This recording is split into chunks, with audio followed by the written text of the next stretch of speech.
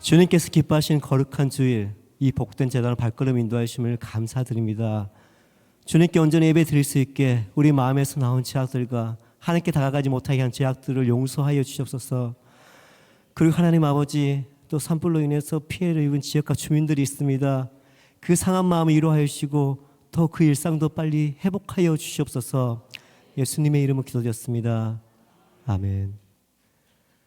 할렐루야. 주님께서 부르신 이 자리가 복된 자리인 줄 믿습니다. 그래서 복 있는 사람 되세요. 인사 나누겠습니다. 복 있는 사람 되세요. 복 있는 사람 되세요. 복 있는 사람 되세요. 복 있는 사람 되세요. 찬송가 172장 빈들의 마른 풀같이로 먼저 찬양 드리겠습니다.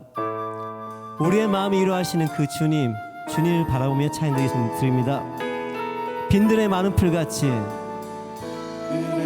시들은 나의 영혼, 시들은 나의 영혼. 주님의 허락한 성령, 주님의 허락한 성령 간절히 기다리네.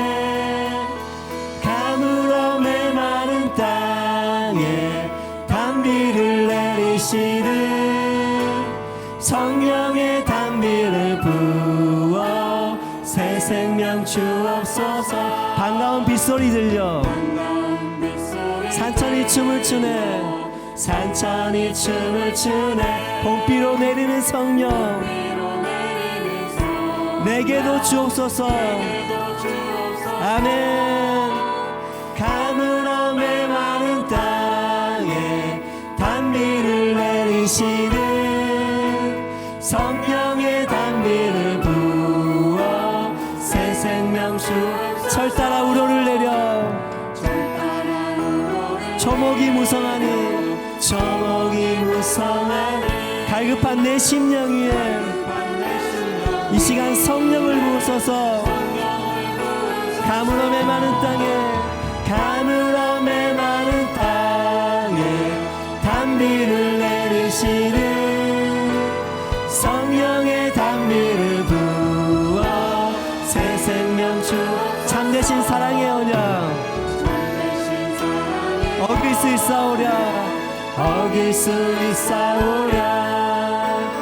오늘의 흡족한 은혜 주실 줄 믿습니다. 가물어 메마른 땅에 단비를 내리시듯 성령의 단비를 부어 철 따라 우러를 내려, 철 따라 우러를 내려. 초목이 무성하니 갈급한 내 심령 위에 성령을 부으소서.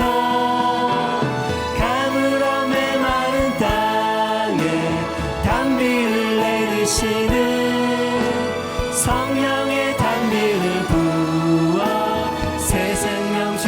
참되신 사랑의 언약, 참되신 사랑의 언약 어길 수 있사오랴.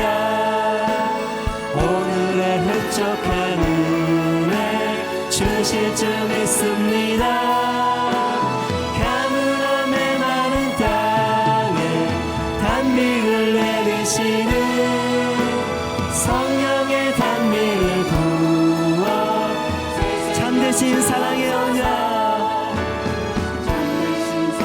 어길 수 있사오랴, 어길 수 있사오랴. 오늘의 흡족한 은혜 주실 줄 믿습니다. 아멘. 가물어 메마른 땅에 단비를 내리시듯 성령의 단비를 부어. 가물어 메마른 땅에, 가물어 메마른 땅에 단비를 내리시듯 성령의 단비를 부어. 가물어 메마른 땅에, 가물어 메마른 땅에 단비를 내리시듯 성령의 단비를 부어 새 생명 주옵소서. 아멘. 항상 주님의 은혜 가운데 있기를 원합니다. 힘들고 어려운 상황에 있을지라도 주님의 선하심을 믿고 의지하고 다시 일어서기 원합니다. 그 믿음을 고백하며 찬양드리겠습니다. 주 선한 능력으로 안으시네. 주 선한 능력으로 안으신 그 크신 팔로 날 붙드시네. 절망 속에도 흔들리지 않고 사랑하는 주 선한 능력으로 안으시네. 주 선한 능력으로 안으시네. 그 크신 팔로 날 붙드시네. 절망 속에도 흔들리지 않고 사랑하는 주 얼굴 구하 선한 능력으로 일어서리. 주만을 지하리 믿음으로 우리 고대하네 주 오실 그날 영광의 새날을 맞이.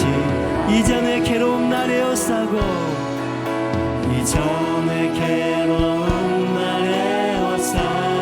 고난의 길을 걷는다 해도 주님께 모두 맡긴 내 영혼 끝내 승리의 날을 맞으리. 끝내 승리의 날을 선한 능력으로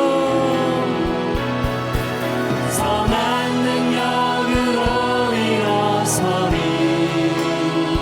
주만을 지하리 믿음으로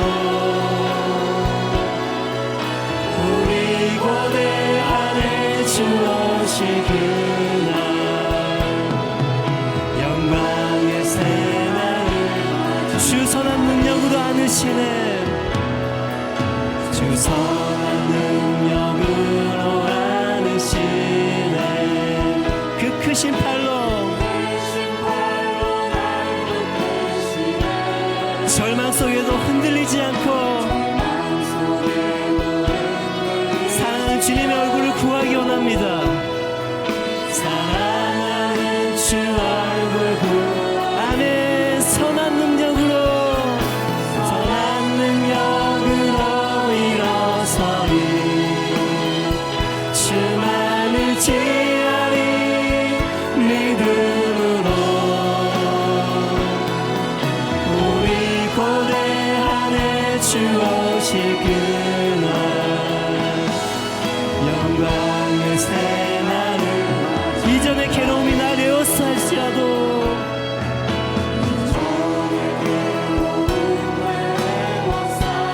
고난의 길을 걷는다 해도 고난의 길을 걷는 자 해도 주님께 모두 맡긴 우리 영혼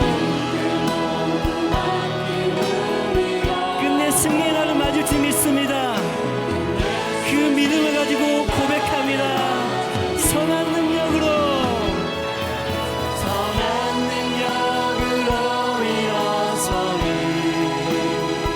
주만을 지하리 믿음으로 우리 고대하네 주 오실 그날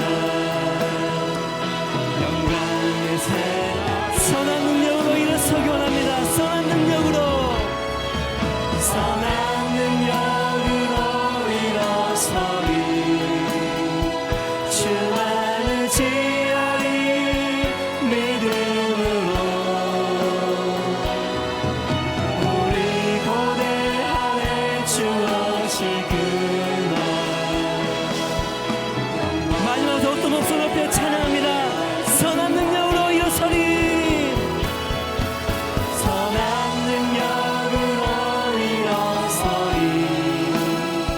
주만을 지하리 믿음으로 우리 고대하네 주 오실 그날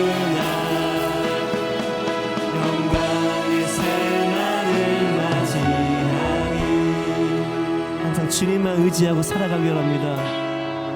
그 믿음을 가지고 고백하며 또 함께 기도하기 원합니다.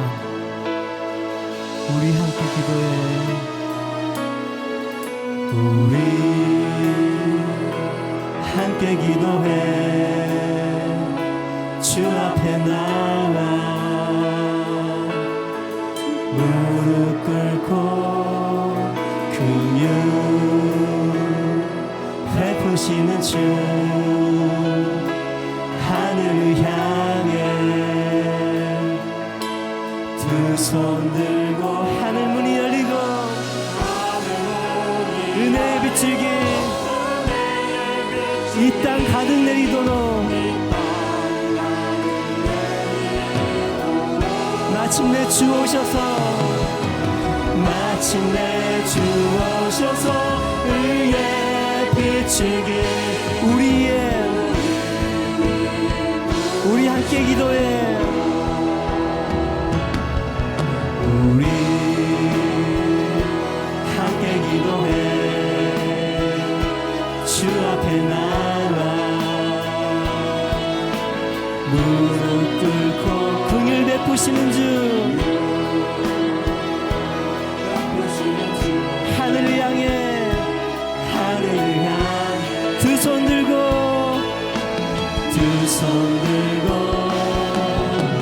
하늘 문이 열리고 은혜의 비추기 이 땅 가득 내리도록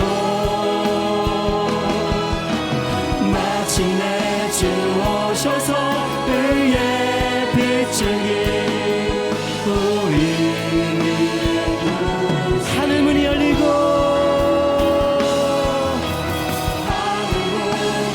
은혜의 비추기를 이 땅 가득 내려주시옵소서. 이 땅 가득 내리도록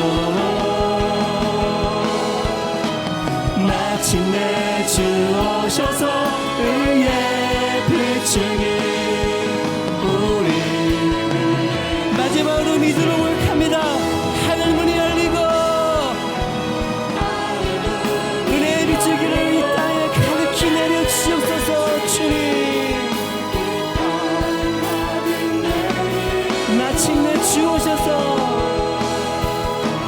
마침내 주 오셔서 의의 비추기 우리 위에 부시도록. 아멘. 이 땅 가운데 은혜의 빛이 넘쳐나길 간절히 원합니다. 기도하겠습니다. 하나님 산불 피해로 인해서 상한 심령을 가지고 주님 앞에 나온 자들이 있습니다. 그 마음 모든 것 다 이해하지 못하지만 주님께 잘 아시오니 그 상한 마음도 위로하여 달라고 기도해 주시고 또 우리 마음에서 더러운 죄악들이 흘러가고 또 육신에서 더러운 죄악들이 흘러나옵니다. 그 모든 죄악들 그리스도의 보혈로 정결케 하여 달라고 기도하시며 또 오늘 말씀 증거하시는 목사님 주님 강건적으로 붙어달라고 시간 주여 함창으로 간절히 기도드리겠습니다. 주여 주여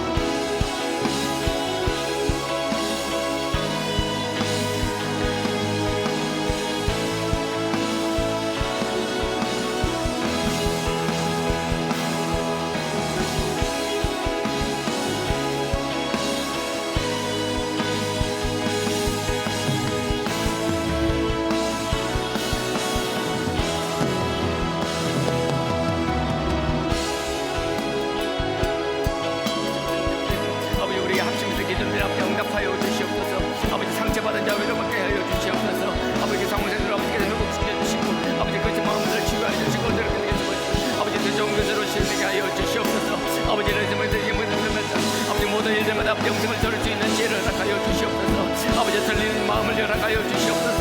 아버지 우리 귀를 열어주시옵소서. 아버지께서 말씀하시고 선포하시는 예배가 되게 하여 주옵소서. 아버지 깨닫는 자들 되게 하여 주옵소서. 온전히 아버지만이 이 예배의 주인 되시오니 아버지께서 영광받는 예배로 홀로 받아 주시옵소서. 아버지 우리 아버지 우리 드리는 예배가 온전히 앞에 번져지게 하여 주옵소서. 아버지 우리가 산재불로 들을 수 있는 아버지 앞에 귀한 예배가 되게 하여 주시옵소서.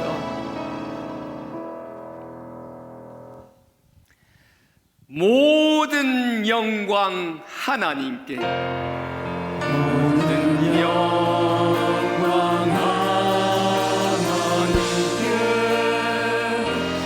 모든 영광 하나님께, 모든 영광 하나님께. 나는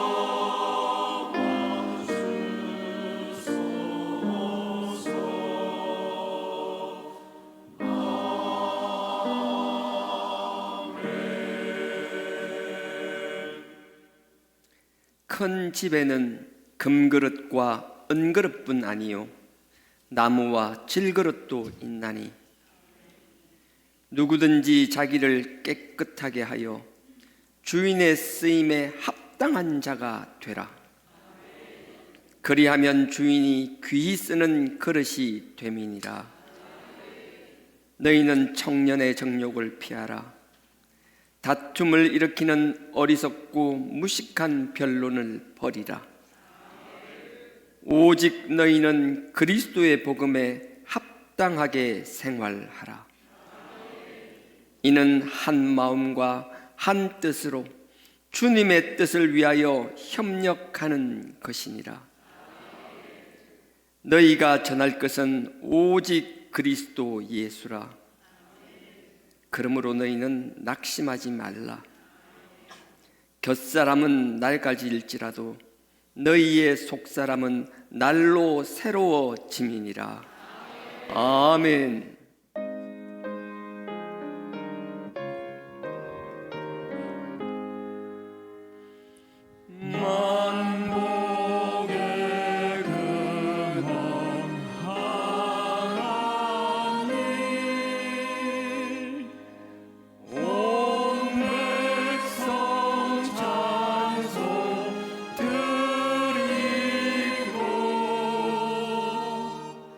저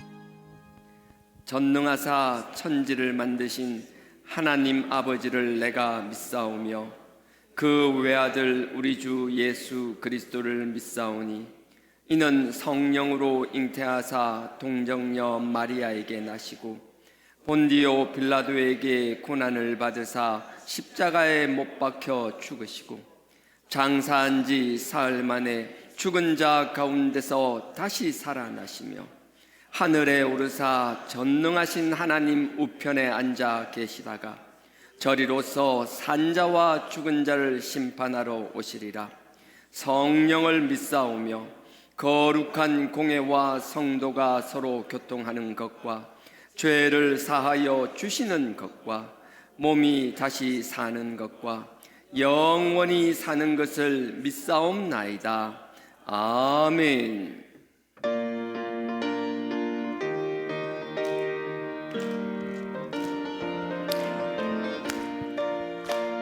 주의 약속하신 말씀 위에서 영원토록 주를 찬송하리라.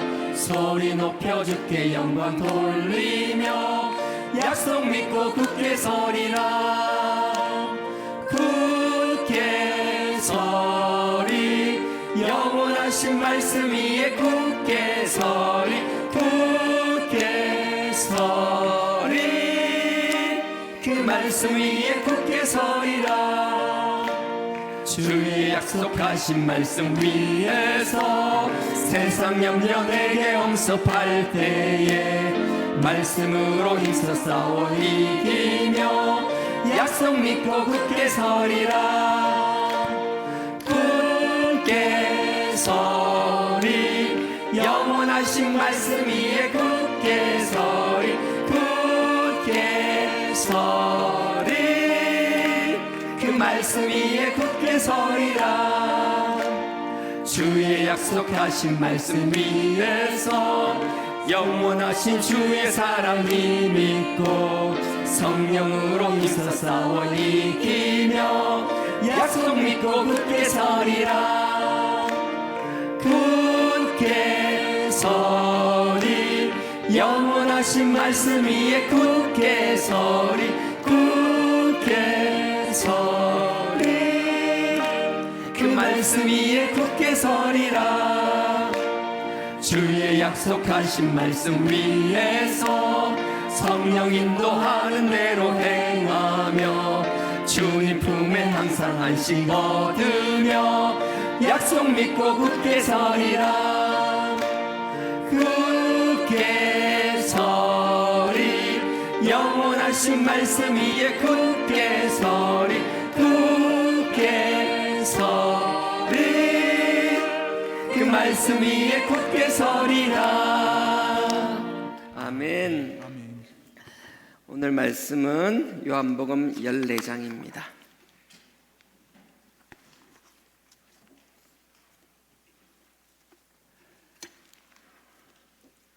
신약성경 요한복음 14장 15절부터 21절까지입니다. 신약 173페이지입니다. 신약 173페이지. 네. 요한복음 14장 15절부터 우리 다 같이 합독하도록 하겠습니다. 시작. 너희가 나를 사랑하면 나의 계명을 지키리라. 내가 아버지께 구하겠으니 그가 또 다른 보혜사를 너희에게 주사 영원토록 너희와 함께 있게 하시리니 저는 진리의 영이라. 세상은 능히 저를 받지 못하나니 이는 저를 보지도 못하고 알지도 못함이라. 그러나 너희는 저를 아나니 저는 너희와 함께 거하심이요 또 너희 속에 계시겠음이니라. 내가 너희를 고아와 같이 버려두지 아니하고 너희에게로 오리라. 조금 있으면 세상은 다시 나를 보지 못할 터이로되 너희는 나를 보리니 이는 내가 살았고 너희도 살겠음이라. 그날에는 내가 아버지 안에 너희가 내 안에 내가 너희 안에 있는 것을 너희가 알리라. 나의 계명을 가지고 지키는 자라야 나를 사랑하는 자니 나를 사랑하는 자는 내 아버지께 사랑을 받을 것이요 나도 그를 사랑하여 그에게 나를 나타내리라. 아멘. 성가대 찬양으로 하나님께 영광 올리겠습니다.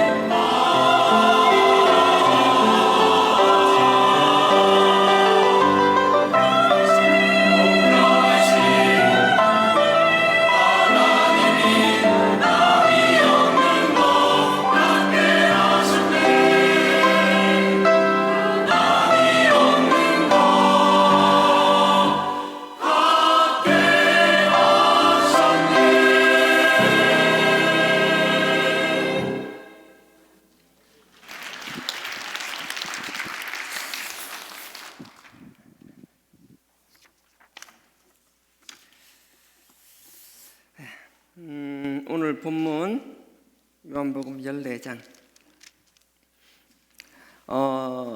지난주 설교 기억나는지 모르겠는데 지난주 14장 1절을 이렇게 얘기했었습니다. 너희는 마음에 근심하지 말라. 하나님을 믿으니 또 나를 믿어라. 그래서 여러분들 흔들지 말고, 근심한다는 게 흔들린다라는 거였거든요. 그래서 여러분들 흔들리지 않고 하나님의 말씀에 굳건히 서기를 바란다라고 이야기를 하면서, 우리가 믿음을 가지는데 우리의 믿음의 궁극적인 대상은 천국이잖아요. 우리가 천국 가기 위해서 그런 거잖아요. 천국에 대해서 여러 가지 예를 들었습니다. 우리가 성실하게 살아야 되고 그냥 대충 살아서 되는 게 아니라, 천국에 가면 하나님께서 우리를 위해 준비하신 그 상급을 할 수만 있으면 많이 받아 누리기를 원한다라고 이야기를 했었고요. 그래서 천국 비유에 대해서 마태복음 25장에 달란트 비유도 있고요, 누가복음 19장에 10머나 비유도 있잖아요.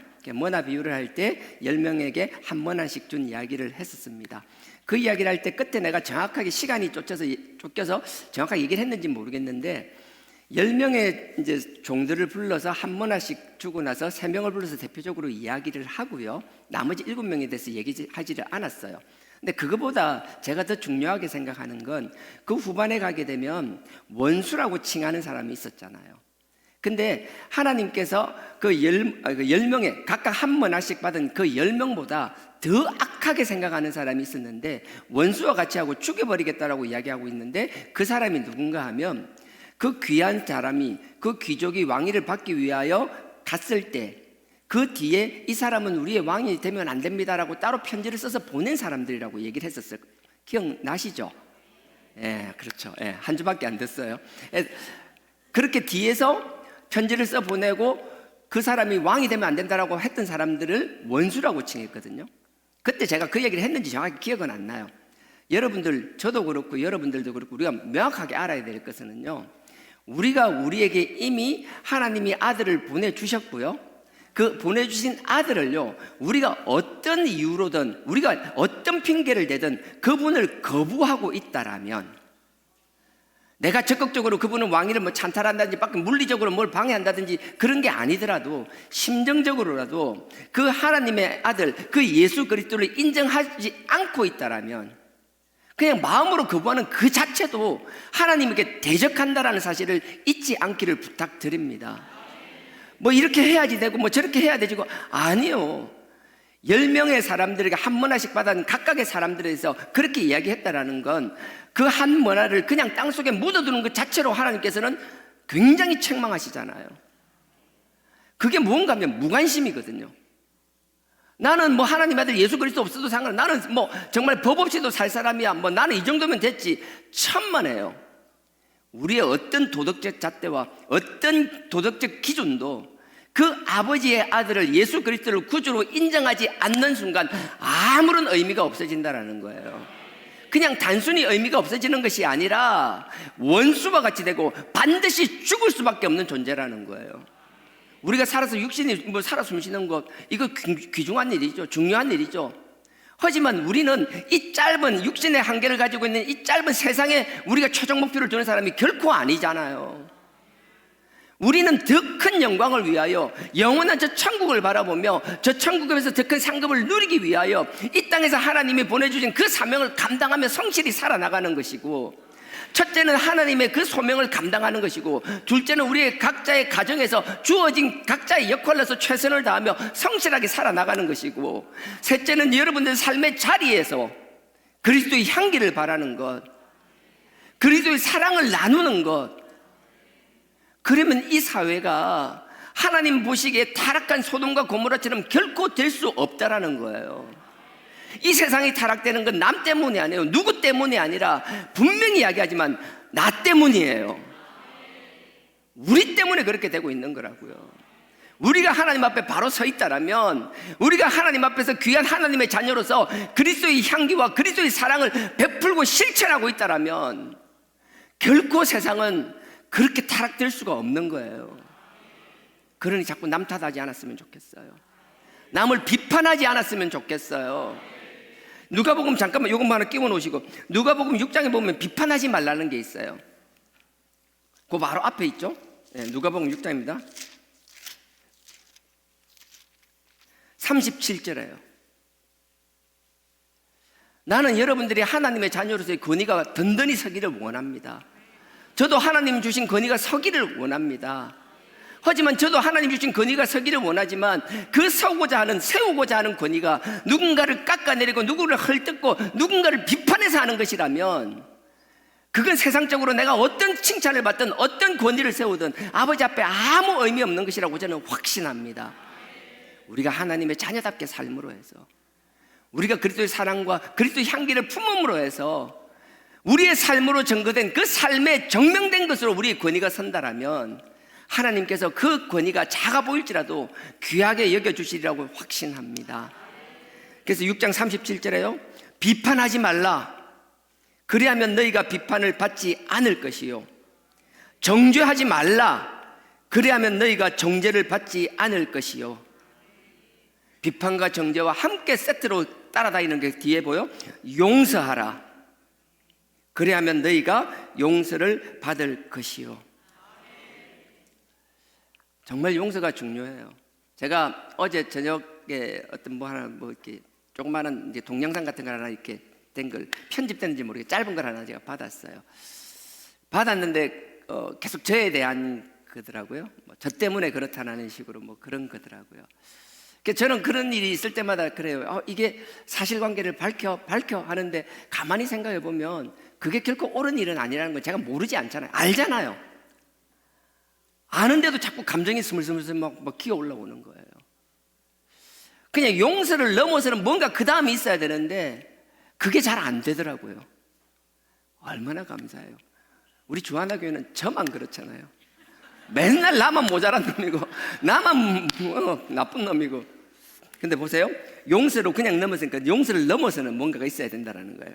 용서하라, 그리하면 너희가 용서를 받을 것이요. 우리는 용서를 반드시 받아야만 되는 자들입니다. 아버지 앞에 용서받지 않고는 아버지 앞에 우리가 원하는 저 천국에 들어갈 수가 없기 때문에 그래요. 그러니 용서를 해야만 하는 존재들이에요. 어떤 분이 그러더라고요. 자기 이렇게 남편이 너무 완벽한 인간이래. 뭐 흠잡을 게 없는 인간이래. 정말 내 남편이지만 얄미울 정도로 흠이 없대요. 이게 이 인간을 내가 그래서 그런 표현 하여튼 그 뭐 누구 다른 사람 감정이니까 내가 이 사람을 하나님 앞으로 다시 데리고 와야 될 것 같은데 잘났어, 똑똑해, 뭐 하나 빠지는 게 없는 거예요. 부족함이 없는 거예요. 차고 넘치는 거예요. 아무리 기도를 하고 그렇게 오래 기도했는데 답이 없는 거예요. 근데 참 하나님께 놀랍게 응답해 주셨다라는 거예요. 결코 하면 안 될 짓을 해버리는 일이 생겼다라는 거예요.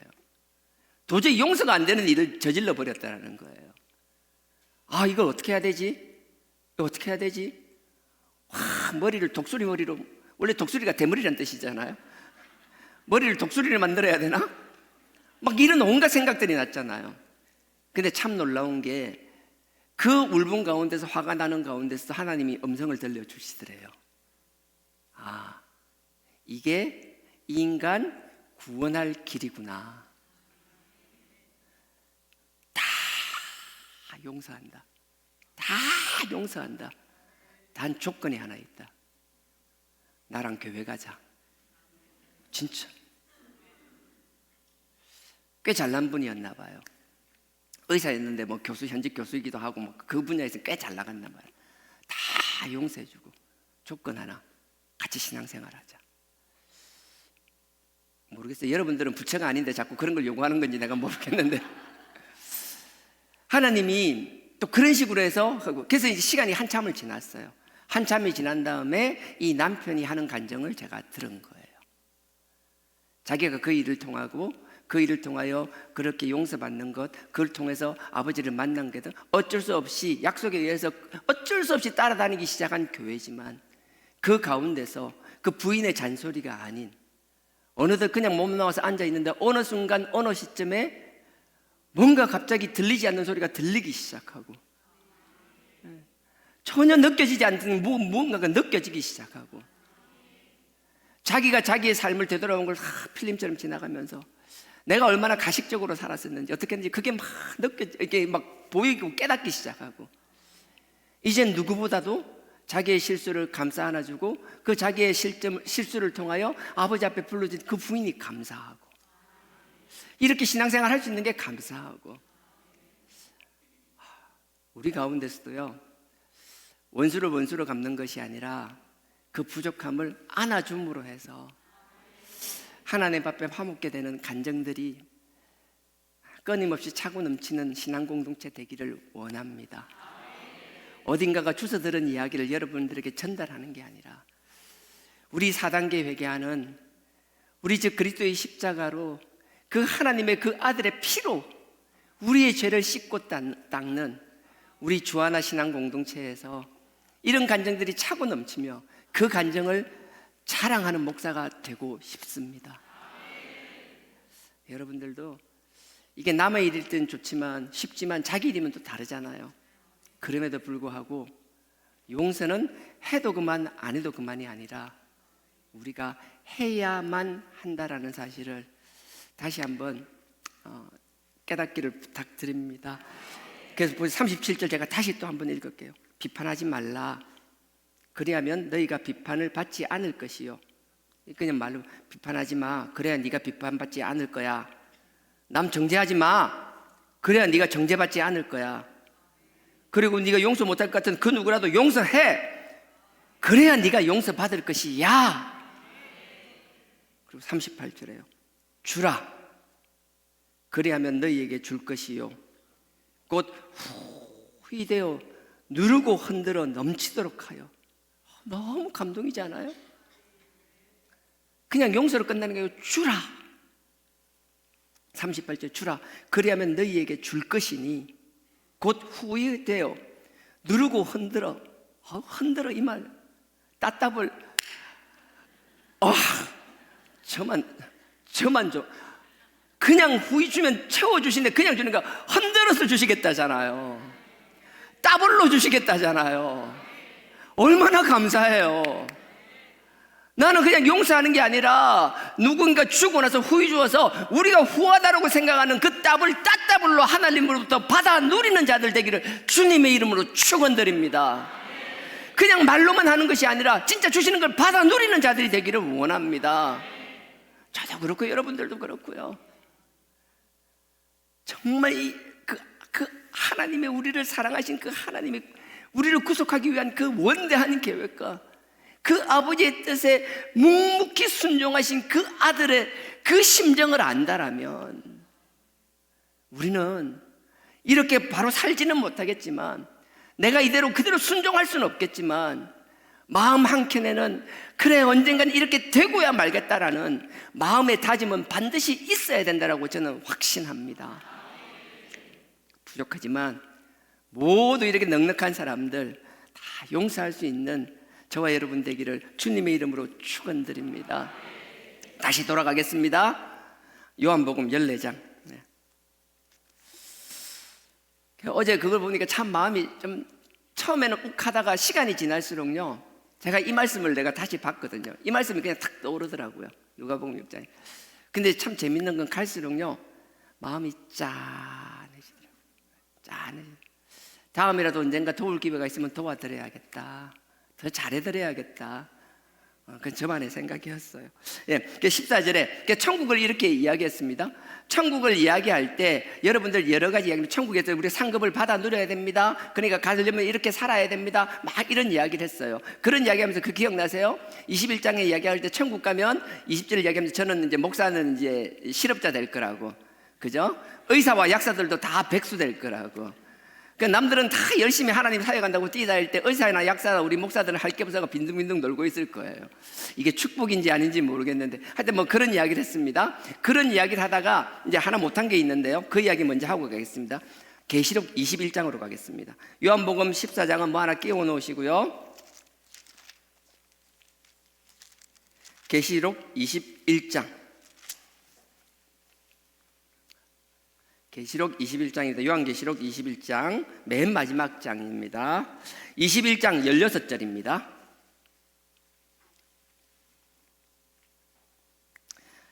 천국의 비유가 나오는데, 천국에 들어가기 위해서는 어떻게 살아야 된다, 열심히 살아야 된다, 이런 이야기를 했었고요. 천국 비유에 대해서도 이야기했었습니다. 근데 천국에 대해서 하나님께서 또 하나 이렇게 기록해 놓으신 게 있는데, 그게 계시록 21장 16절입니다. 제가 읽겠습니다. 그 성은, 이 성은 천국을 이야기하는 거예요. 천국, 그 새하늘과 새 땅, 새 예루살렘 성.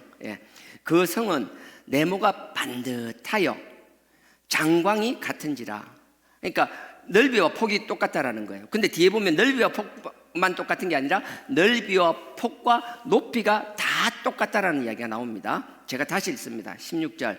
그 성은, 새 예루살렘 성은 네모가 반듯하여 장광이 같은지라.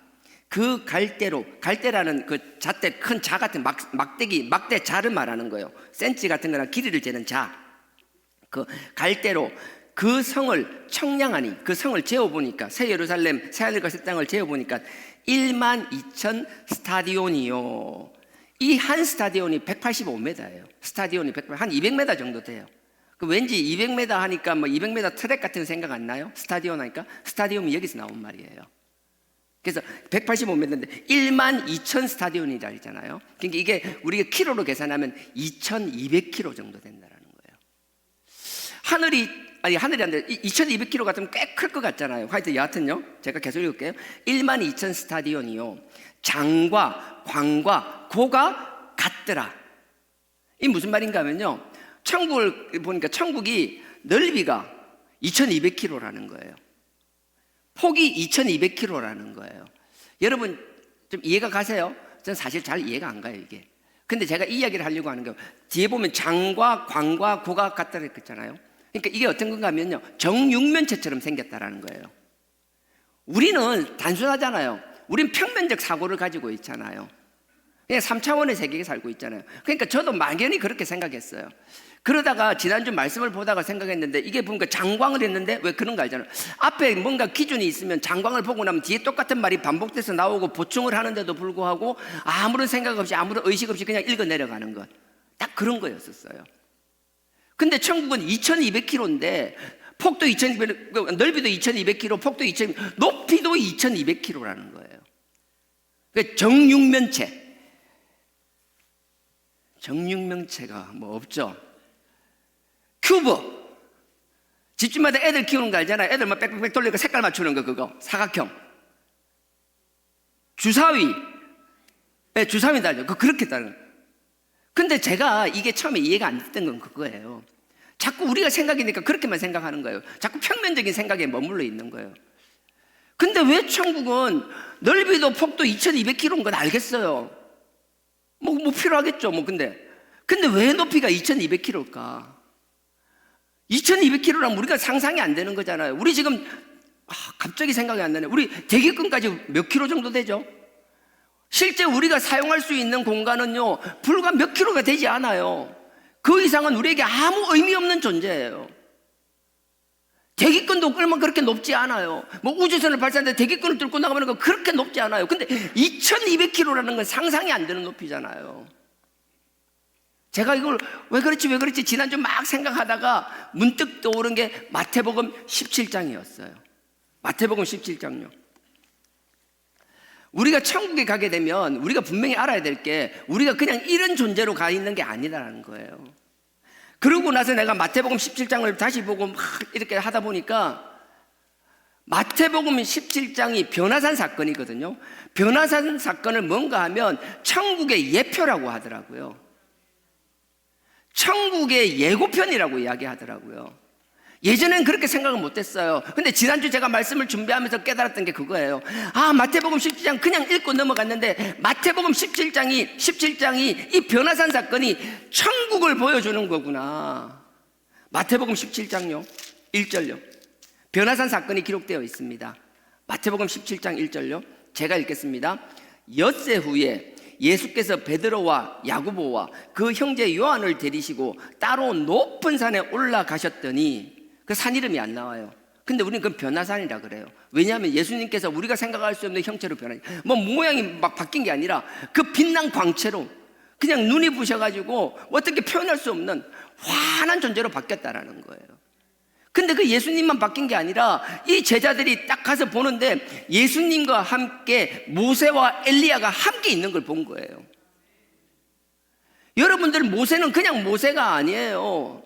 모세는 사람으로 보면 그냥 모세고 하나님의 종이겠지만, 이 이스라엘 사람들에게는 구약의 율법을 주신, 말씀을 주신 말씀 그 자체가 모세였다라고요.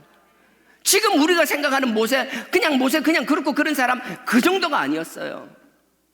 하물며 우리도 보십시오. 제가 참 마음 아픈 게, 자꾸 하나님을 바라보지 않고 하나님이 쓰신 도구를 바라보다 보면 자꾸 제가 어제 그것 때문에 마음이 아프고 처근했다라는 게 그 문구 때문이었어요. 누구누구를 통하여, 예전엔 누구누구를 통하여가 한 사람이었는데 이젠 두 사람으로 바뀌었더라고요. 박某某를 통하여, 목사님을 통하여 주신 그 다음에 노무는 목사님을 주신 이거, 하나님이란 내용이 없이 자꾸 그 도구에만 집중하는 것. 그러니 목숨 걸고 지켜야 된다는 것.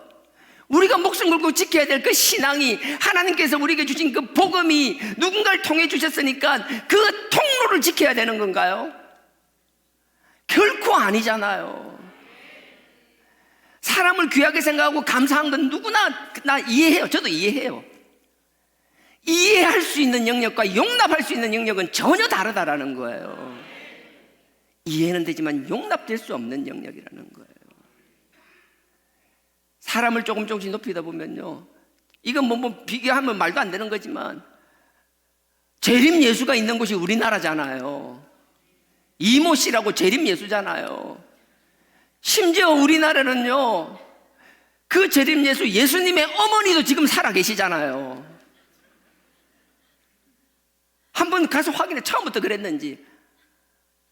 그 사랑 너무 감사하고 너무 좋아서 말씀 깨닫게 해주신 게 좋아서 이렇게 저렇게 좋은 이유들이 있으니까 그 사랑하고 사모하는 마음이 점점 커지는 거고, 그럴 때일수록 하나님 앞에 바로 선 종들은 하나님 앞에 넘지 말아야 될 선을 명확하게 제시해야 되며, 그 선을 넘었을 때 엄하게 꾸짖어야 되는데 그걸 방치하고 같이 막 으쌰으쌰 하고 있으니까 나중에는 하나님 주신 복음과 본질은 다 사라져버리고, 누굴 통해서 받았는지 고린도전서에서 끊임없이 바울이 찢어지는 심정으로 얘기하는 것, 하나님의 도구를 쳐다보지 말라는 거잖아요. 근데 도구를 계속 마음이 막 정말 찢어질, 너무 안타까워요. 우리가 세상적인 혈육도 있고 다 중요합니다. 하지만 분명히 아십시오, 우리가 오늘도 언급하고 있는 저 천국에 가기 위해서는요, 누가 뭐라 하더라도요 하나님과의 관계가 첫 번째입니다. 혈육 물론 중요하죠. 하지만 그보다 중요한 게 하나님과의 관계임을 잊지 않는 저와 여러분 되길 주님의 이름으로 부탁드립니다.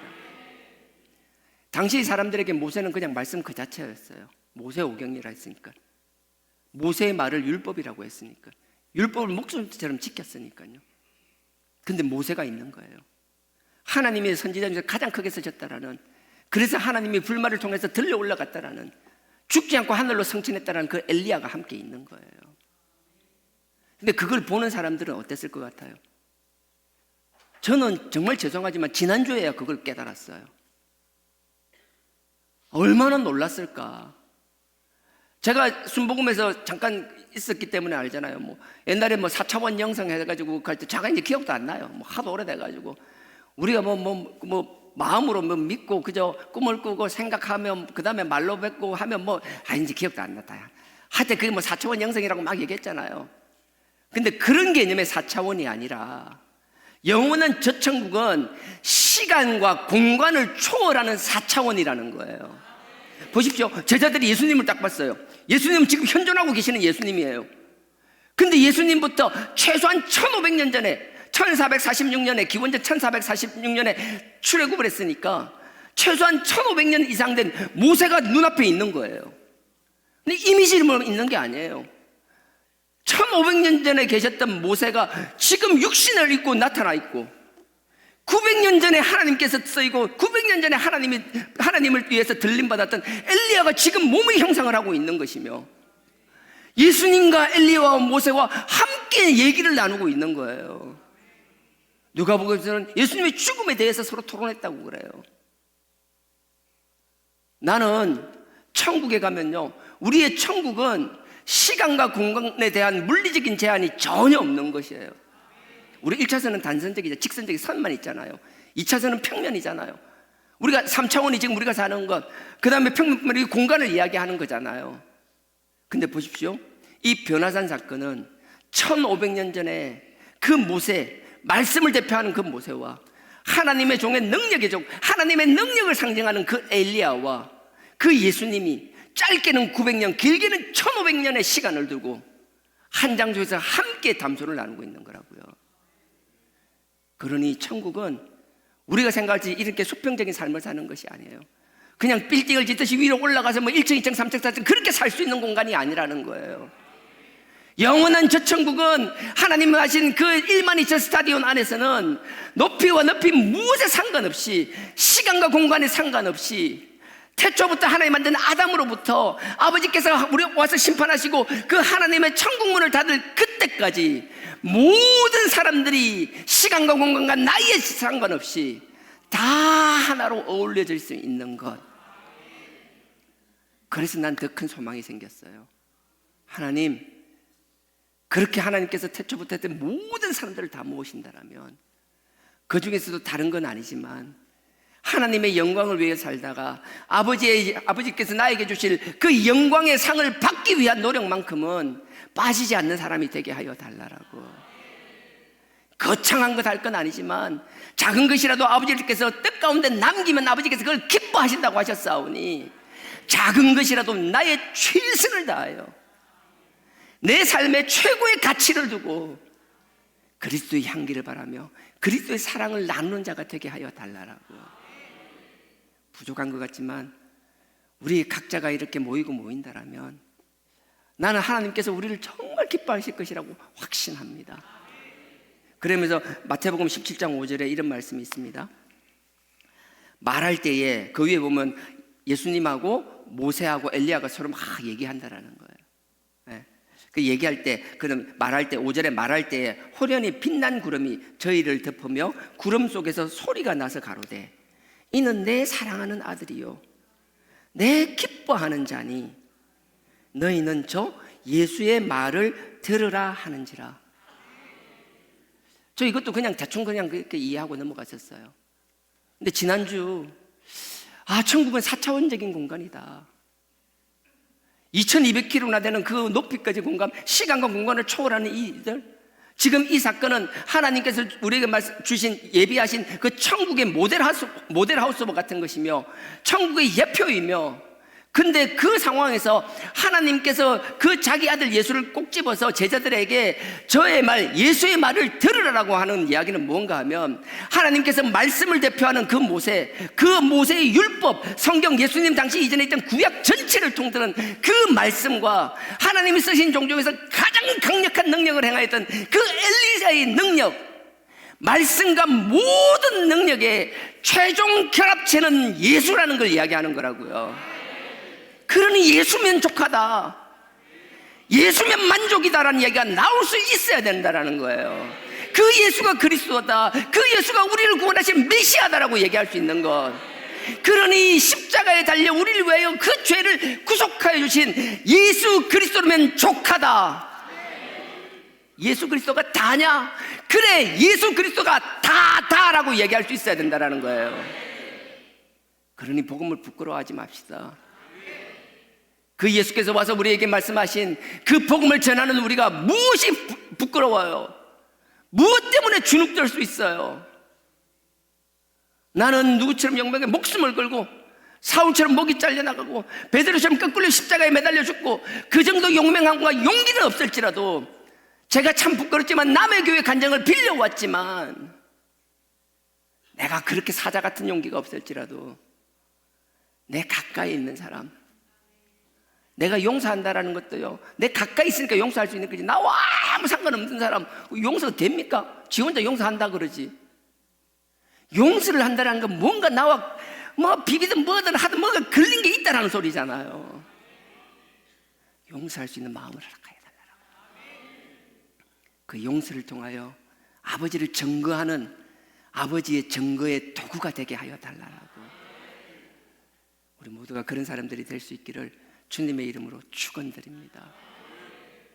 그래서 천국에 가면요, 이 모델인 거예요. 하나님께서 말씀하시는 거예요. 말씀과 능력의 총합본인 거예요. 그 예수께서 우리에게 보혜사로 계신 거예요.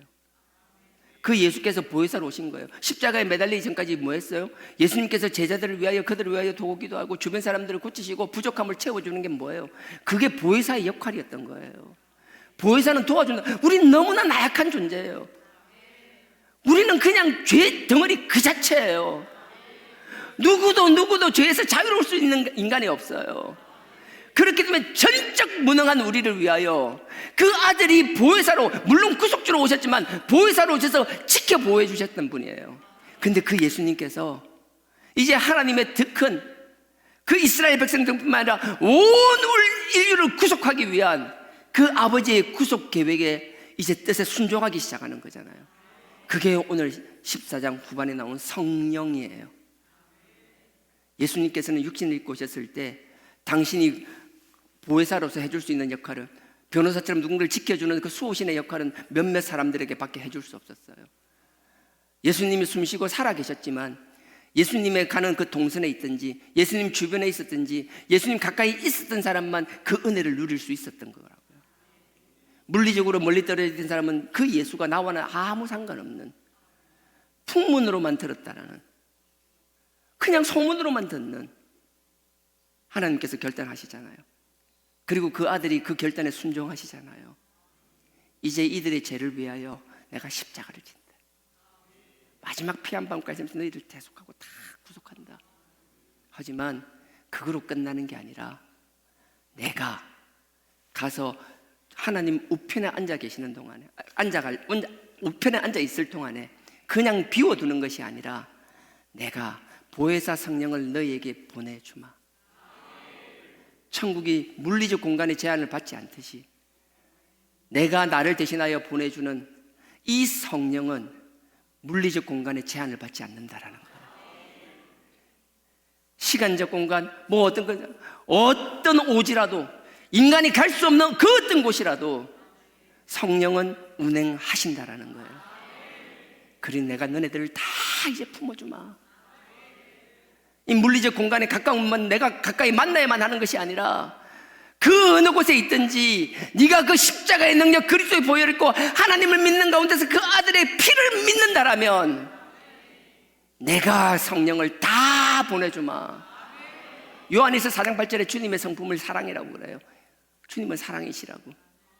근데 그거보다 저는 이번 말씀을 보면서 지난주 깨달은 주님의 성품은 무엇인가 하면요, 주님의 성품은 책임감입니다.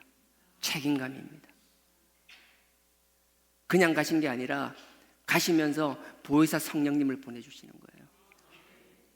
보혜사 성령을 보내주기 위하여 마지막 자기의 모든 치욕을 다 당하시고 자기의 온갖 그 고통 가운데서도 죄가 없으면서 온 죄를 다 뒤집어 쓰시고 그러면서도 그들에게 원망하지 않고 그들에게 스스로 복수할 수 있고 그들에게 스스로 징벌할 수 있음에도 아무것도 하지 않고 베드로전서 2장 20, 그거 한번 찾아보겠습니다. 베드로전서 2장 20일 잠깐 갔다 오겠습니다. 베드로전서, 자 계시록 앞쪽에서 찾는 게 빠릅니다. 히브리서, 야고보서, 베드로 전후서입니다. 요한계시록, 요한일서 그 앞쪽입니다. 베드로전서 2장.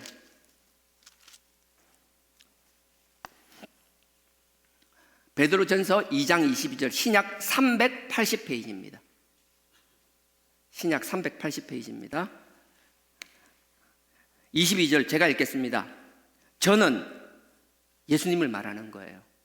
예수님은 죄를 범치 아니하시고, 히브리서 4장 15절에도 말씀하셔요.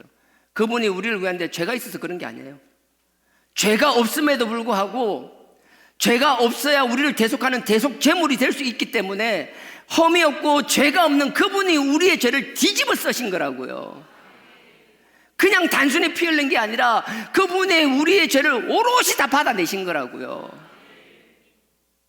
죄가 없는 분이 여기도 또 그 이야기 하시는 거예요. 그 이야기를 하는 거예요. 22절에 저는 예수님은 죄를 범치 아니하시고, 애초부터 죄를 범치, 근데 육신으로만 죄를 짓지 않는 게 아니라 그 입에 괴사, 그 입에 거짓말조차 없었다라는 거예요.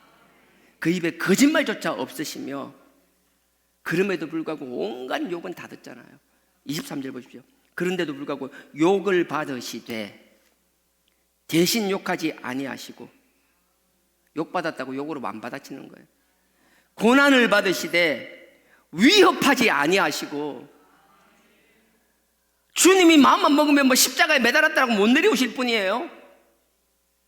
뺨을 때린다고 뺨을 맞고 있을 뿐이에요.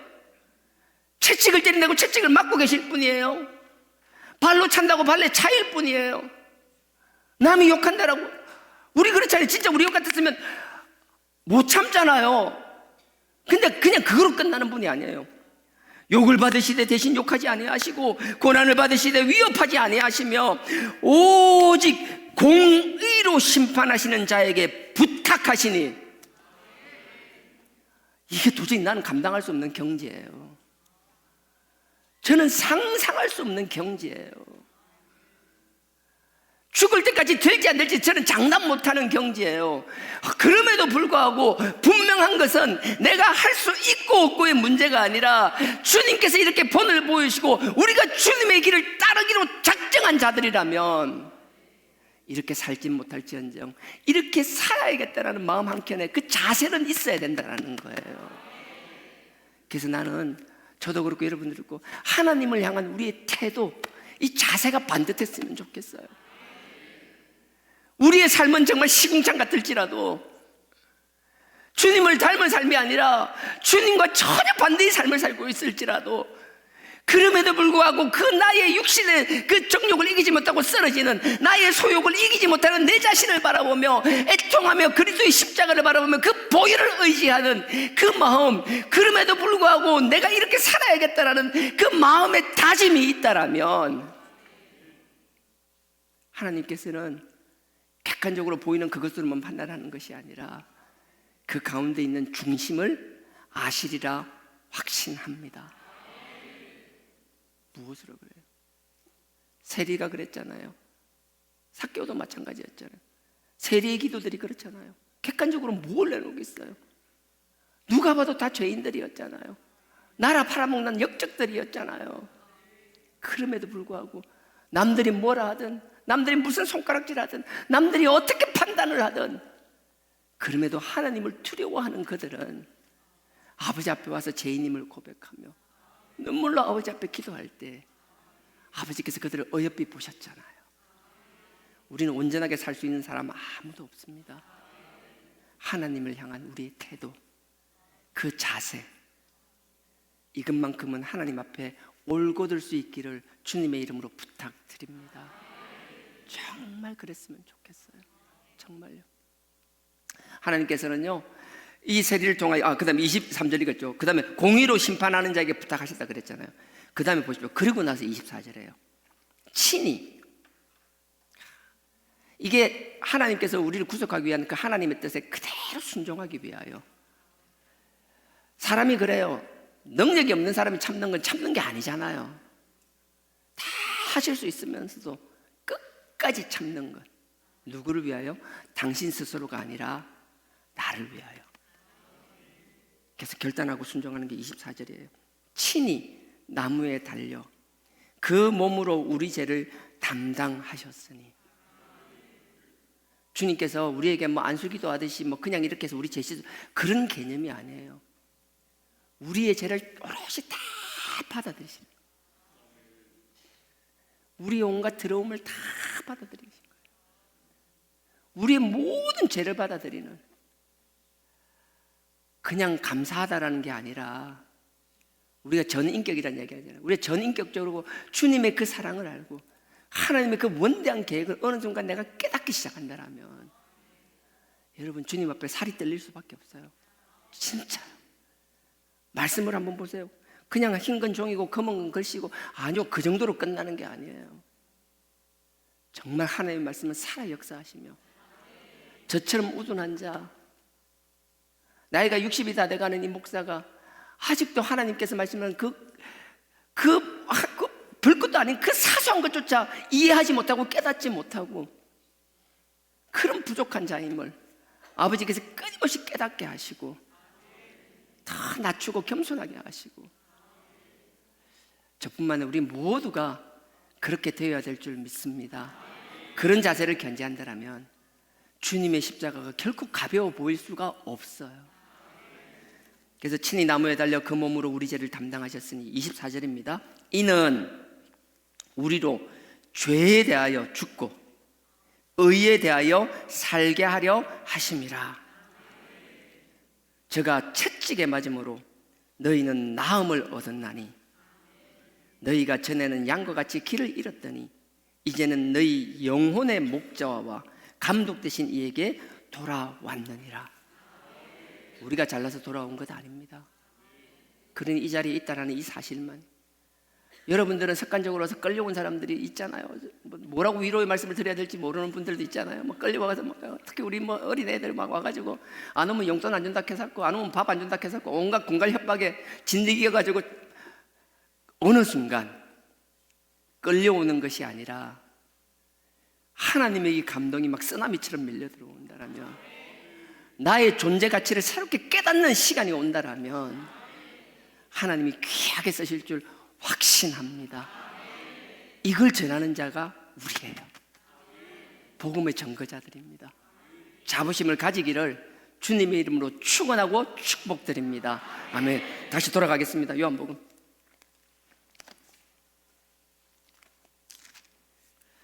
요한복음 14장. 네. 그렇게 처음에 천국 이야기를 처음 이렇게 했었고요. 그리고서 나머지 이야기는 다 건너뛸게요. 그리고 마무리를 어떻게 했는가 하면 뒤에 보면 12절, 13절, 14절을 이야기하면서 그랬습니다. 하나님께서 이렇게 말씀하셨어요. 주님께서 내가 진실로 진실로 너희에게 이르노니 나를 믿는 자는 나에게 하는 일을 저도 할 것이요 또한 이보다 큰 일도 하리니 이는 내가 아버지께로 감이니라. 내가 아버지한테 가는 이유는 다른 거 아니야. 그냥 책임감도 있지만 그 책임을 네가 나보다 더 큰 사람이 될 수 있다라는 거야. 네가 나보다 더 크게 쓰임받을 수 있다라는 거야. 그 자신감을 주는 거예요. 뭐 나이키가 아니에요. 뭐 유캔도이 뭐 그 정도가 아니에요. 그냥 할 수 있다라는 게 그냥 머리로 받아들이는 게 아니라 머리끝부터 발끝까지 온 세포 하나하나가 그래 할 수 있어. 나의 존재 가치를 깨닫기 시작하는 거라고요. 그리고 나서 이제 기억나세요? 그 뒤에 13절에요. 너희가 내 이름으로 무엇을 구하든지 내가 시행하리니 이는 아버지로 하여금 아들을 인하여 영광을 얻으시게 하려 함이라. 나는 너를 통하여 영광 받고 싶은 마음 하나도 없다라는 거야. 나는 너를 통하여서 영광 받고 싶은 마음이 눈꼽만큼도 없다라는 거예요. 하나님 말씀하시는 거. 나는 내 아들을 위하여, 내 아들의 영광을 위하여. 그러니 네가 내 이름으로 기도할 때 그 기도하는 내용이 내 아들을 영화롭게 하는 것이라면 네가 무엇을 구하든 내가 나의 원하는 가장 적당한 시와 때에 반드시 성취하리라고 선포하시는 거라고요. 그러니 시간이 지나서 보십시오. 우리가 많은 것을 간구하고 기도하고 살아나가지만 그 아들의 영광을 위한 것이라면 아버지께서 어떤 방식이든 반드시 성취하시고야 만다라는 것, 그것을 경험하며 그것을 간증할 수 있는 저와 여러분 되길 주님의 이름으로 축원드립니다. 그 이야기까지 지난주에 했어요. 그리고 나서 오늘 본문 15절요. 보세요. 너희가 나를 사랑하면 나의 계명을 지키리라. 네 자꾸 내 말씀하고 상관없이 자꾸 다른 거 쳐다봐. 자꾸 무게중심이 흔들려. 초심이 흔들려. 처음에는 나만 사랑하고 나만 본다 그랬는데 어느덧 자꾸 딴 거 쳐다보고 있어? 자꾸 다른 거 봐? 제가 이야기한 건 뭐 듣고 사람을 이야기하는 건 아닙니다. 우리가 처음 했는데 사람 말고라도 우리를 유혹하는 것들이 얼마나 많아요. 사단마귀가 얼마나 다양한 방법으로 우리를 유혹하고 있어요. 그 유혹에 이겨낸 사람은 거의 없어요. 아닌 척하고 있을 뿐이지. 하나님 앞에 끊임없이 남들이 모르는 것, 아버지 앞에 내가 벌거벗겨졌을 때 어떤 모습인지를 나는 알기 때문에, 아니 어찌 보면 내가 내 스스로 모르는 것도 많으니까. 근데 아버지께서 뭐예요? 네가 나를 진짜 사랑한다라면 말씀 위에 서게 될 걸, 걸이 아니라 서게 된다라고 이야기하시는 거예요. 15절 너희가 나를 사랑하면 나의 계명을 지키리라. 근데 계명을 지킨다는데 그 계명이 뭔지 그 앞에 13장 34절에 딱 못을 박아놨잖아요. 13장 34절에 새 계명을 너희에게 주노니 서로 사랑하라. 나는 하나님의 이 말씀에 이 계명이 우리가 용수로 나타날 수 있기를 주님의 이름으로 축원드립니다. 반드시 그렇게 되어야 된다는 거예요. 그리고 나서 이제 16절요. 16절 내가 아버지께 구하겠으니, 내가 하나님에게 구하겠다라는 거예요. 이제 난 여기서 이제 할 거 다 했다라는 거예요. 이제 조금 있으면 이제 몇 시간 뒤면 잡혀가서 십자가에 매달리잖아요. 몇 시간 있으면 잡혀가고 다음날 아침이 되면 십자가에 매달리잖아요. 주님께서 이제 물리적으로 육체적 한계를 가지고 할 수 있는 일은 다 끝났어요. 그러면서 마지막으로 하는 거예요. 마지막으로 내가 하나님께 구하겠다라는 거예요. 간절히 구하는데 이게 이제 제가 말한 아까 그 책임감이에요. 나는 가지만 이제 이 길로 끝나는 게 아니야. 나는 가지만 아버지의 그 하나님의 원대한 계획을 이루기 위하여 성령을 보내주시겠다라는 거예요. 그 성령을 보내달라고 하나님에게 구하겠다라는 거예요. 여기는 간청하겠다라는 거예요. 하나님 앞에. 하나님, 성령님 안 보내주면 안 됩니다. 반드시 보내야 됩니다. 하나님 앞에 간구하는 거라고요.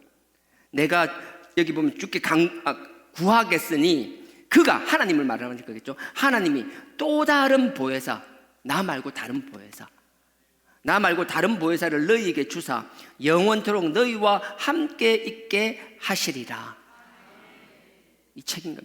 나는 가지만 내가 보혜사로 여기 와 있었지만 너희들을 구속하기 위해 십자가에 이제 피 흘리면 이제 구속자가 되는 거잖아요.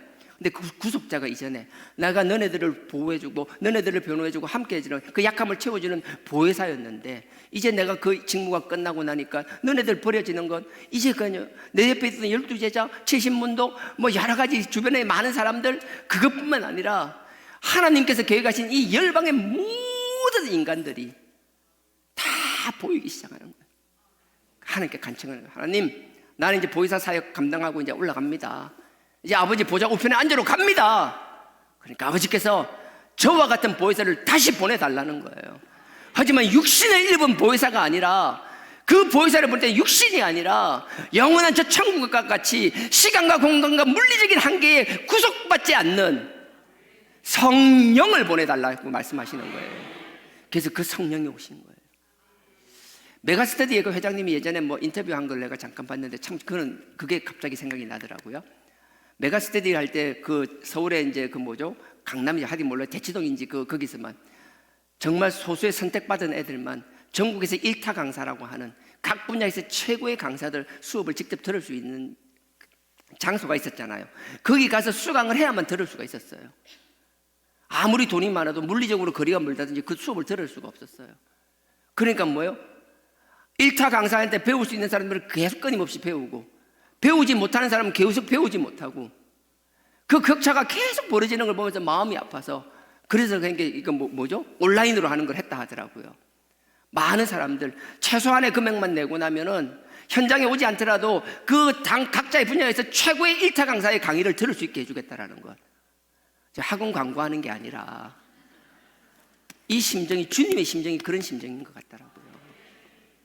가까이 있는 사람만 아니라 온라인이나 이런 게 아니라 이제 뭐 영적인 존재를 통하여, 성령을 통하여 뭐 기본적인 최소한의 뭐 회비를 내야만, 어느 정도 가입하는 금액을 내야만 볼 수 있는 무제한을 보는 그 따위 것들이 아니라, 그 아들을 믿기로 결심하고 믿기 시작하는 자, 죄를 그리스도의 보혈로 씻기 시작한 자에게는 그 성령을 부어주시겠다라는 거예요. 놀랍지 않아요? 저는 너무 놀라워요. 근데 주님과 조금도 다르지 않는, 육신만 벗어버렸지 그 영적인 예수 그리스도와 동일한 보혜사를 보내주시겠다라는 거예요. 우리 각자 마음에 가지고 있는 성령이 어떤 분들이에요? 예수님께서는 자기와 동일한 성령들을 우리에게 보내주셨는데 우리는 왜 끊임없이 남과 비교만 하고 있냐라고요. 눈에 보이는 그 껍데기 포장지에 왜 집중하고 있냐라고요. 눈에 보이는 포장지가 아니라 그 속에 있는 주님의 성령을 바라볼 수 있기를 주님의 이름으로 축원드립니다. 그러면 여러분 자신감 뿜뿜할걸요? 영적 교만은 아니지만 자신감이 막 생길걸요? 나는 그 자신감이 생기기를 주님의 이름으로 축원드립니다. 세상적으로 뭐라 하든 하나님을 향한 그 자신감, 그 담대한 만큼은 사자 못지 않아야 된다고 저는 확신합니다. 항상 그래요. 저도 그래요. 알잖아요. 저 사람 눈 맞추는 거 잘 못하고 정말 내성적인 거 알잖아요. 그러거나 말거나 주어진 사명이, 그 사역이 아버지를 위해서 해야 될 일이라면 그 사역을 감당하는 동안에는 나의 뭐 성품, 타고난 것, 내성적인 것, 그 핑계 대서 뭐 어떡하려고요? 핑계는 핑계로 끝날 뿐이라는 거예요. 하나님은 쓰시고자 하면 어떻게든 씁니다. 주여 내가 여기 싸우니 나를 들어 써달라고 아버지 앞에 손을 번쩍 드는 저와 여러분 되기를 주님의 이름으로 축원드립니다. 아버지를 향하여 쓰임받는 것이 여러분 삶의 자리에서 여러분들이 자리매김을 하는 것이고, 여러분 삶의 자리에서 자리매김을 한다는 게 그 자리매김을 통하여 여러분들이 그리스도의 향기를 바라는 것이며 그리스도의 사랑을 나누는 것이며 그 그리스도의 사랑을 통하여 용서까지 넉넉히 할 수 있는 자가 반드시 된다라는 거예요. 그러니 그 하나님의 아들 예수 그리스도가 하나님께 강청하여 받아 보내신 그 성령을 소멸시키는 자가 한 사람도 없기를 주님의 이름으로 부탁드립니다. 16절 제가 다시 읽겠습니다. 내가 아버지에게 강청하겠으니 하나님이 또 다른 보혜사를 너희에게 주사 영원토록 너희와 함께 있게 하리라. 언제까지요? 영원토록. 자꾸 불이 깜빡깜빡해요? 깜빡깜빡해요? 선이 문제가 아니에요. 내가 그때는요 다시 한번 허리띠를 동여매고 전구가 느슨해지지 않았는가, 내 전구가 깜빡깜빡하면 전구를 다시 막 줘야 돼요. 하나님께서 그 접점 떨어진 걸 채우면 언제 그랬는지 하나님이 우리를 통하여 환하게 빛을 내시리라 확신합니다. 17절입니다. 저는 진리의 영이라는, 그 성령은 진리의 영, 진리 그 자체라는 거예요. 세상은 능히 저를 받지 못하나니. 성령을 보내주셨다고 아무나 받나요? 천만에요. 널린 게 성령이라고 아무나 성령 받아 누리나요? 천만에요. 17절, 저는 진리의 영이라 세상은 능히 저를 받지 못하나니 이는, 그 이유는 저를 보지도 못하고 알지도 못함이라. 눈이 가려지고 귀가 닫혀있고 마음이 닫힌 자는 보이지 않는 영이기 때문에 안 보이는 것도 있지만 무슨 얘기를 들어도 들리지가 않아요. 아, 쬐깨난 놈 시끄럽네. 아, 그 이상도 그 이하도 아닌 거예요. 와, 완전 약장사네. 와, 깜빡하면 홀딱 넘어가겠네. 그게 자기가 그렇다고 생각하세요? 아니에요.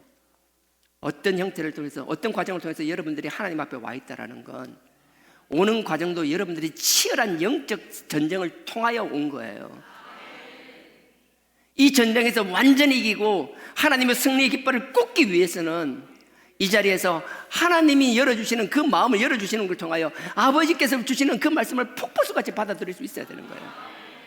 분명한 건 하나님의 말씀은 살아 역사하시며 하나님의 말씀은 하나님과 그 아들과 십자가 외에 그 어떤 것에도 집중하지 않게 한다라는 거예요.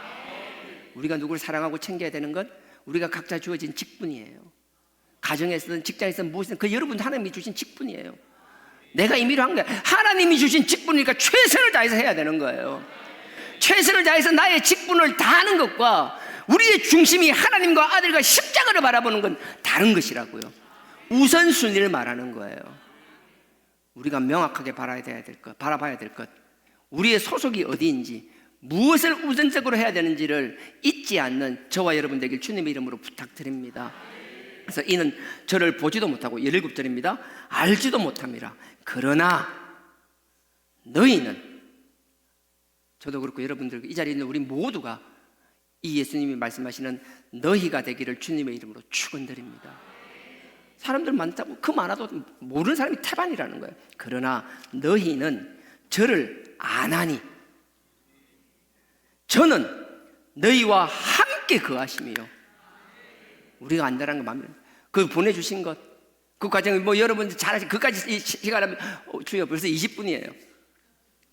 여러분들 성령이 오시면요, 그분이 우리를 다, 뒤에 오늘 다 못하겠지만 뒤에 26절도 그렇고 끊임없이 16장 17절까지 계속 성령에 대한 언급이 나오는 거예요. 여러분 분명히 하십시오. 주님께서는 우리와 함께 거하신다라는 거예요. 그래서 너희와 함께 거하심이요 또 너희 속에 계시겠음이니라. 예수님께서 성령님을 보내주시고 그 성령을 통해서 하고 싶은 거 다른 것 아니에요. 야, 난 너랑 있고 싶다. 난 니하고만 있고 싶다. 계속 성령님이 그럴 거예요. 여러분. 내가 니한테 침 발랐다. 그러면 감사함으로 받아들이세요. 계속 성령님이 침 발랐다 하니까 자꾸 우리는 똥냄새 난다 그러지 마시고요. 그 성령님의 침 바름에 흠뻑 녹아드는 저와 여러분 되길 주님의 이름으로 축원드립니다. 성령의 능력을 가벼이 보지 마십시오. 소멸시키지 마십시오. 20분에 그만하겠습니다. 우리가 하나님 앞에서 그 주신 성령에 감사하며, 세상에 많은 사람들은 성령을 알지도 깨닫지도 못하지만 우리는 알기 때문에 그 성령을 더 사모하며 성령의 도우심으로 아버지의 사역을 넉넉히 감당하는 저와 여러분 되기를 주님의 이름으로 축원드립니다. 아멘.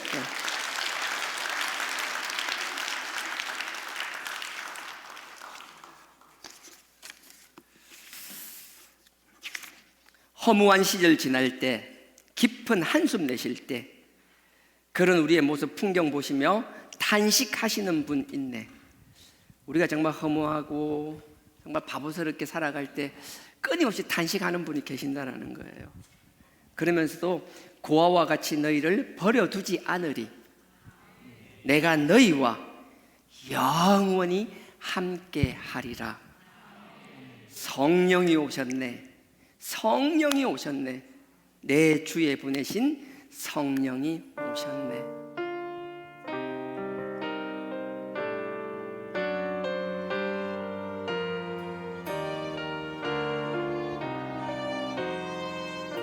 허무한 시절 지날 때 허무한 시절 지날 때 깊은 한숨 내쉴 때 깊은 한숨 내쉴 때 그런 풍경 보시며 풍경 보시며 탄식하는 분이네 고와 같이 너희를 고와 같이 너희를 버려두지 않으리 버려두지 않으리 내가 너희와 영원히 너희와 영원히 함께 하리라 함께하리라 억눌린 자 갇힌 자 억눌린 자 갇힌 자 자유함이 없는 자 자유함이 없는 자 피난처가 되시는 피난처가 되시는 성령님 계시네 계시네 주의 영이 계신 곳에 주의 영이 계신 곳에 참 자유가 참 있다네 자유가 있다네 진리의 영이신 주의 영이신 성령이 성령이 오셨네 성령이 오셨네 성령이 오셨네 내 주의 내 보내신 주의 보내신 성령이 오셨네 우리 인생 가운데 인생 가운데 신이 찾아오셔서 신이 찾아오셔서 그 나라 꿈꾸게 하시네 다시 한번 하겠습니다 1절만 하겠습니다 허무한 시절 지날 때 허무한 시절 지날 때 깊은 한숨 내쉴 깊은 때 한숨 내쉴 때 그런 풍경 보시며 풍경 보시며 탄식하시는 탄식하는 분이네 고와 같이 너희를 그와 같이 너희를 버려두지 않으리 버려두지 않으리 내가 너희와 영원히 너희와 영원히 함께 하리라 함께하리라 성령이 오셨네 성령이 오셨네 성령이 오셨네 내 주에 보내신 주의 보내신 성령이 오셨네 우리 인생 가운데 인생 가운데 신이 찾아오셔서 신이 찾아오셔서 그 나라 꿈꾸게 하시네 꿈꾸게 하시네 성령이 오셨네 성령이 오셨네 성령이 오셨네 내 주의 보내신 성령이 오셨네 우리 인생 가운데 신이 찾아오셔서 그 나라 꿈꾸게 하신 성령이 오셨네 성령이 오셨네 성령이 오셨네 내 주의 보내신 성령이 오셨네 우리 인생 가운데 인생 가운데 신이 찾아오셔서 그 나라 꿈꾸게 하시네 이 시간 우리 다 같이 기도드리기 원합니다. 그 아들 하나님의 아들 그 독생자께서 우리를 끝까지 도와주시고자 우리를 보호하시고자 보혜사 성령님을 보내주셨다라고 하셨습니다. 우리는 나약한 자들입니다. 우리의 힘과 의지로 할 수 있는 것이 아무것도 없던 나약한 자들입니다. 지금도 살아 역사하시는 그 성령님의 도우심으로 아버지의 뜻을 받드는 저희들 되게 하여 달라라고 아버지의 그 뜻에 순종하는 저희들 되게 하여 달라라고 다른 것이 아니라 오직 아버지와 그 아들과 십자가만 바라보는 저희들 되게 하여 달라라고 우리의 삶의 자리가 우리에게 주어진 사명의 자리오니 우리의 삶의 자리에서 최선을 다하는 자들 되게 하여 달라라고 우리의 부족함을 성령님으로 채워달라고 이 시간 다 같이 주여 삼창하고 기도드리시겠습니다. 주여 주여 주여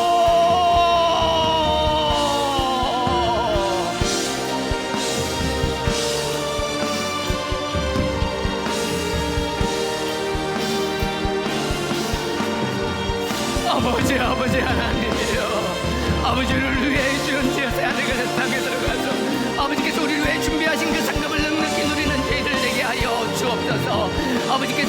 세우기 위하여 그 아들을 보내주셨고, 아버지 구속자로 그 아들을 보내주셨고, 아버지 그 아들이 아버지 우리를 위하여 보혜사 성령을 보내주셨다라고 약속하시고, 그 약속을 이루기 위하여, 그 약속을 성취하기 위하여 친히 십자가에 달리셨다라고 하셨사오니, 아버지 주님의 그 십자가의 핏값으로, 그 보혈의 핏값으로 우리가 성령을 받아 누리는 줄 믿사오니, 아버지께서 주신 성령을 가벼이 여기지 않는 저희들 되게 하여 주시옵소서.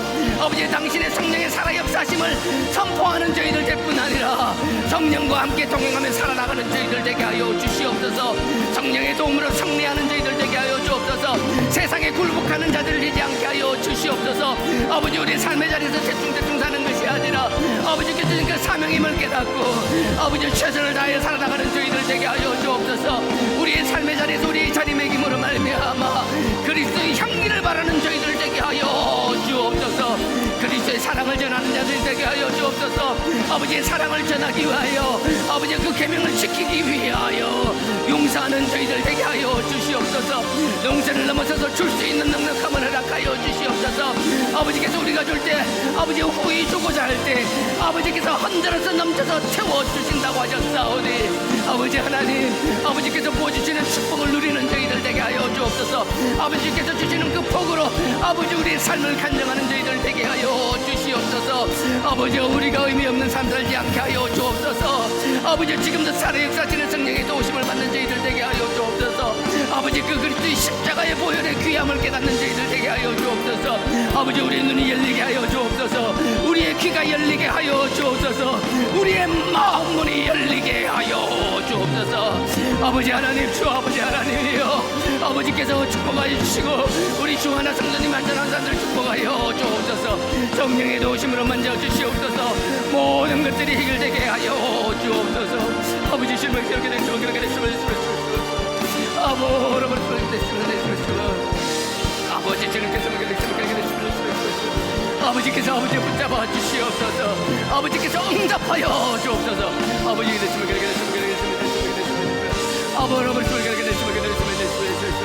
아버지 우리의 삶이 성령님과 함께 온전히 아버지 앞에 산채물로 드려지게 하여 주시옵소서. 지금도 살아 역사하시는 아버지 하나님, 이미 죽었던 더러운 저희들을 위하여 그 아들을 보내주심도 감사한데, 그 아들이 우리에게 보혜사 성령을 보내주시기 위하여 그 십자가에서 그 고통과 마지막 피 한 방울까지 다 흘리며 그 어려움을 감내하신 그 사랑을 어떻게 갚아야 할지, 아버지 하나님, 이 아버지의 간절한 사랑을 깨닫는 저희들 되게 하여 주시옵소서. 그 십자가와 피값으로 보내주신 그 보혜사 성령님을 결코 소멸시키는 어리석은 삶 살지 않게 하여 주시옵소서. 성령님과 더불어 아버지의 그리스도의 향기를 바라며 사랑을 나누는 자들 되게 하여 주시옵소서. 할 수만 있으면 용서할 수 있는 저희들 되게 하여 주시옵소서. 용서를 넘어 채워주는 자 되게 하여 주시옵소서. 우리 힘으로는 할 수 없사오나 아버지께서는 반드시 하실 수 있사오니, 아버지께서 그 하는 은혜와 능력으로 우리 주하나교회 모든 성도님들을 더딥혀 주시옵소서. 예수님의 이름으로 감사하며 기도드렸사옵나이다. 아멘.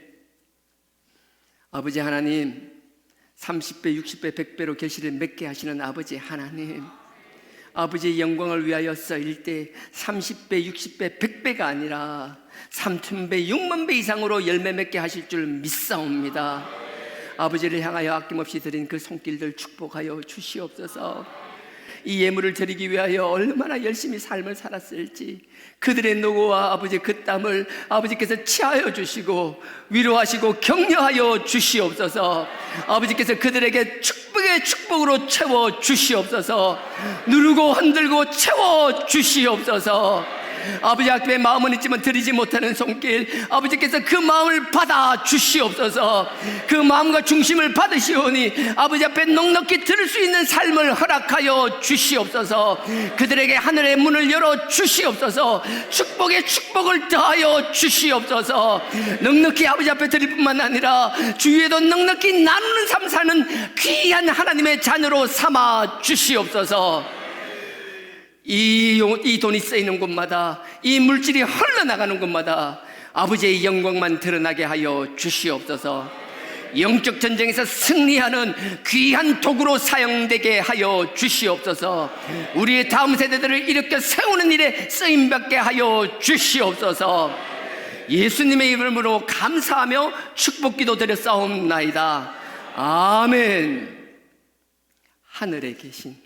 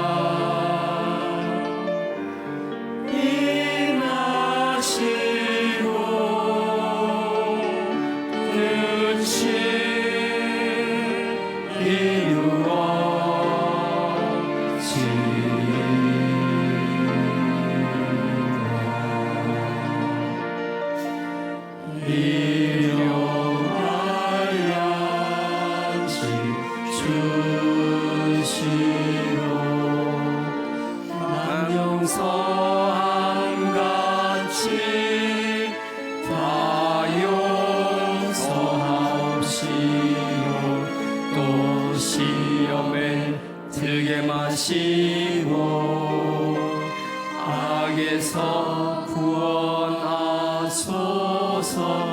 대개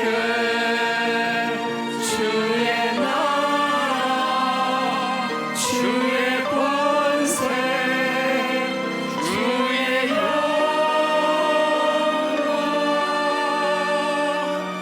영광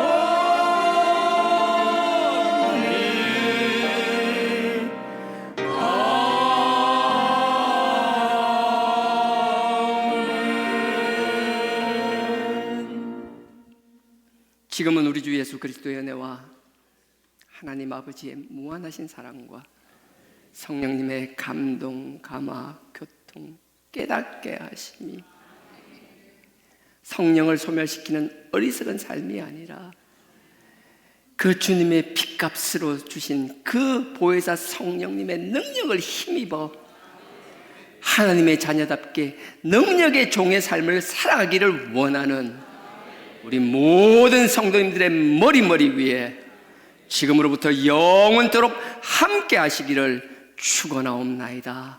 아멘.